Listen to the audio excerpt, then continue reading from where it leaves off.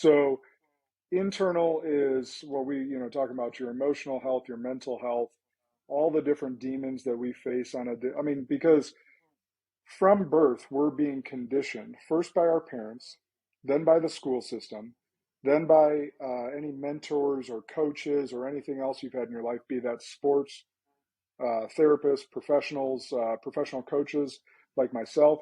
All of these people that you have in your life are conditioning you as a person, to go out and face the world. And a lot of that is really bad conditioning. So one of the most important things that we do in our life is actually unlearning.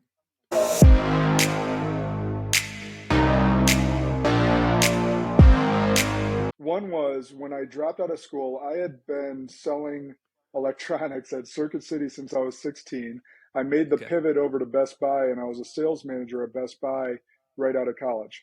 So I'm making about 50 grand as a 22, 23-year-old. And I had no expenses besides my rent and my car payment. So living the dream, right?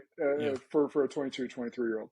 And I hit a breaking point there because I asked for a raise. I was running a top 3 store in the country. And I knew other sales managers getting paid more than I was, and I was kicking their ass month in and month out.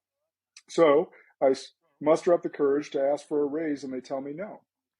And I just remember being destroyed. I'm like, wait, so I can finish 300th and y'all don't care? And they're like, well, no. We see such a good path for you, and here's where you'll next go, and all this different thing. And I remember right then and there going, this isn't for me. Like, tell me about where you grew up and what was Charlotte like for you?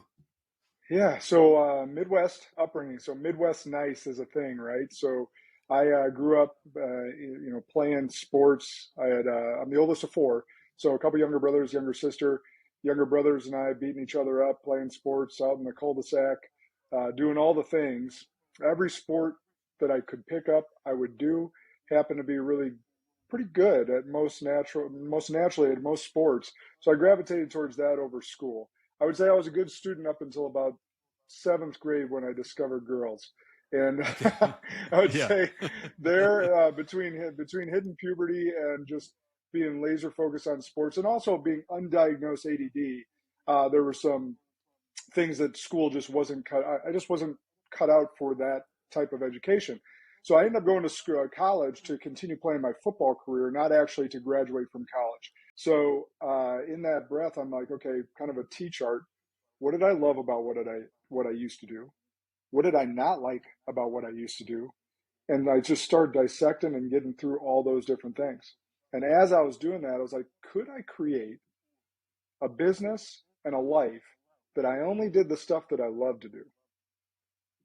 And so if I could pour into people through individual coaching, through masterminds, through bringing people out to my retreat center, I have 80 acres out here we talked about, to just pour into them, to develop them. Oh, and then by the way, not have to deal with the people issues that I dealt with having 250 employees, all the HR issues, all the issues they bring from home and put on my shoulders, all that different stuff. Yeah, could I create that? So that's how Kairos was born.